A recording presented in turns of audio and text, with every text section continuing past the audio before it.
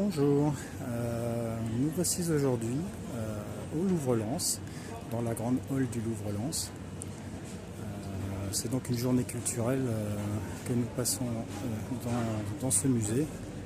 Je vous incite d'ailleurs à venir visiter ce musée qui est vraiment plein de richesses culturelles, mais également plein d'innovations au niveau de la présentation et au niveau des outils mis à disposition du public pour découvrir ces œuvres.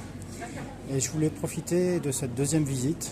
C'est un musée que j'avais déjà visité, je voulais profiter de cette deuxième visite pour vous présenter un petit peu le guide multimédia numérique qui est fourni gratuitement aux visiteurs du musée.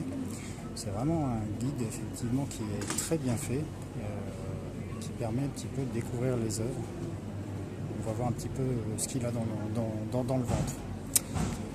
D'un point de vue physique, comme vous le voyez, ça ressemble quand même beaucoup à un smartphone, avec une coque autour et un casque. En réalité, j'ai fortement l'impression qu'il s'agit d'un Samsung Galaxy S3 qu'on a mis sous coque. On peut le reconnaître par le haut. Là, on voit la caméra avec le détecteur de présence, la taille de l'écran, et puis de l'autre côté, si on retourne, on découvre le capteur 8 mégapixels qui a été laissé libre d'accès. Et puis en bas, on a l'accès au haut-parleur qui a été gardé dans la coque en plastique. Ce qui a été rajouté aussi autour de cet appareil, c'est le casque et la sangle qui permet de mettre ça autour du cou et de se balader à travers le musée. Alors, un intérêt aussi, c'est ce casque qui a l'air de rien, mais qui est plutôt pas mal. C'est un tour de nuque, donc il fait pas mal à la tête. Il est plutôt confortable, a priori plutôt solide. Donc ça permet effectivement de se balader avec sans aucune contrainte. Inconvénient de la chose, si vous avez des enfants, vous allez vous apercevoir que vos enfants passeront la journée à regarder l'écran plutôt que les œuvres. C'est un petit peu l'inconvénient du système, mais j'imagine que à travers cet écran, ils en apprendront peut-être tout autant, voire plus, qu'en regardant les œuvres. Alors voyons maintenant un petit peu le contenu de ce guide. Hop. Alors comme vous pouvez le voir déjà, pas de touche on-off, ça s'allume avec l'écran tactile, donc très pratique. Et la première chose qu'on peut découvrir, c'est une sélection. Soit on peut aller visiter librement chacune des galeries, soit on peut suivre des parcours. Alors il y a un parcours spécial enfant un peu plus court, plus facile, et puis il y a des parcours thématiques pour les adultes. Donc essayons par exemple de voir un parcours thématique. Hop, on va y arriver. Donc, au niveau de l'interface, c'est plutôt pas mal. L'écran est plutôt très bleuté, mais ça c'est je pense dû au Galaxy S3. C'était l'une des particularités de ces Galaxy. Donc là, on va essayer de sélectionner plutôt un parcours qui est court pour ne pas perdre trop de temps. Allons-y. Alors voilà, par exemple, un parcours de 11 œuvres, langues et écritures. Hop.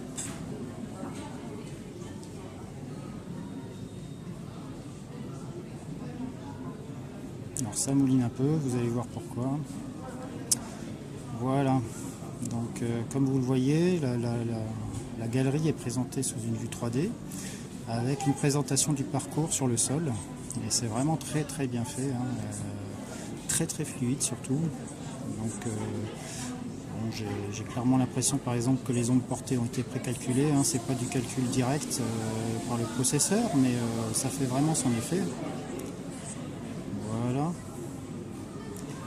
comme vous pouvez le voir, c'est vraiment très fluide et ça donne vraiment envie d'aller se balader dans la galerie, aller visiter toutes ces œuvres.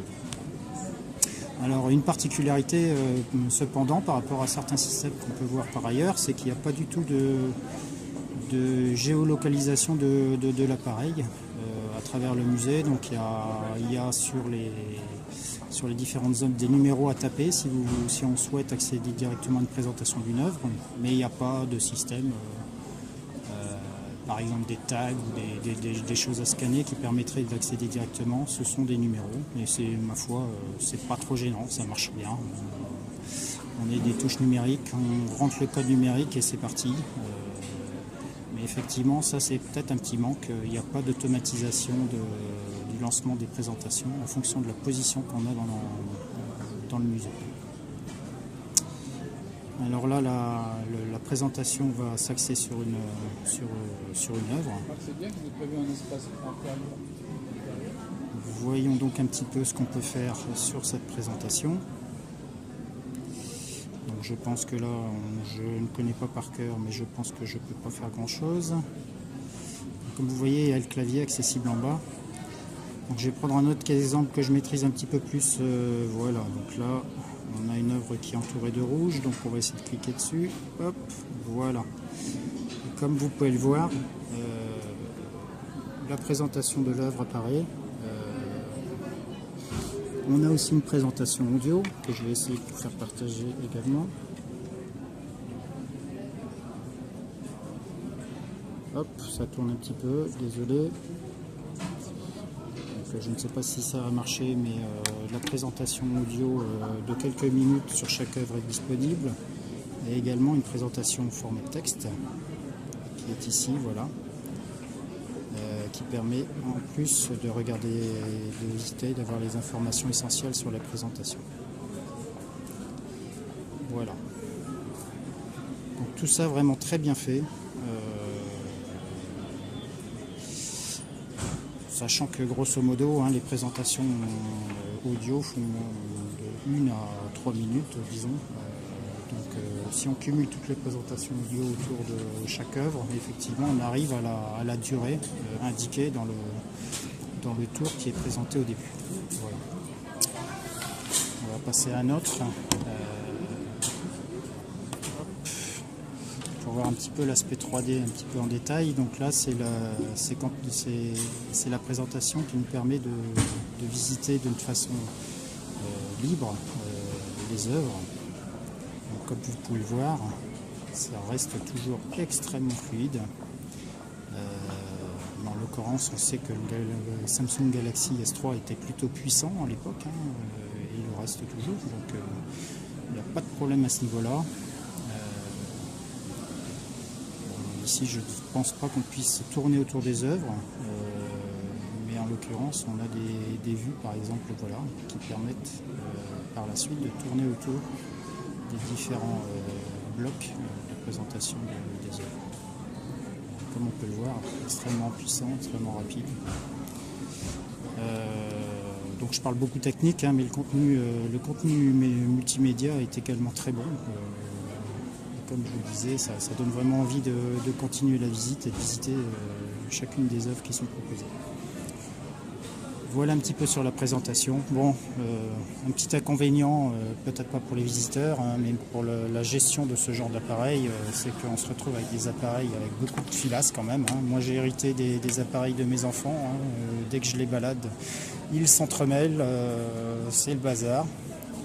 J'allais dire, ce sont plutôt les personnes qui gèrent ces appareils qui peuvent avoir des problèmes. Il semblerait effectivement que, comme d'habitude, il y a quelques problèmes mécaniques sur ces appareils, en l'occurrence pour le chargement, donc il doit se faire par-dessus par quelques petits contacts. Donc quelques appareils en réparation en général pour des problèmes de contact. Et puis ça demande quand même une bonne logistique au niveau du musée, puisque la livraison de ces appareils demande, on va dire, 1 à 2 minutes par appareil. Le temps de le démarrer, puisqu'à chaque personne l'appareil reboot. Donc on va dire que le temps est équivalent à un reboot type Android, 1 minute, 1 minute 30. Et par ailleurs, il faut démêler les prises, il faut éventuellement gérer les casques cassés, etc. Donc ça demande du temps. Mais en l'occurrence, l'effort n'est pas vain, puisque comme on a pu le voir, le résultat est là. Et ce sont de très bons guides qui permettent à chacun d'avoir un commentaire détaillé des œuvres. Petite remarque aussi, il y a 2 niveaux de commentaires qui sont accessibles. Donc on peut soit accéder à des commentaires très rapides, soit des commentaires un peu plus poussés, donc un peu plus longs. Voilà. J'espère que cette petite présentation n'a pas été trop longue et a pu vous être utile. À bientôt pour de nouvelles aventures. Au revoir.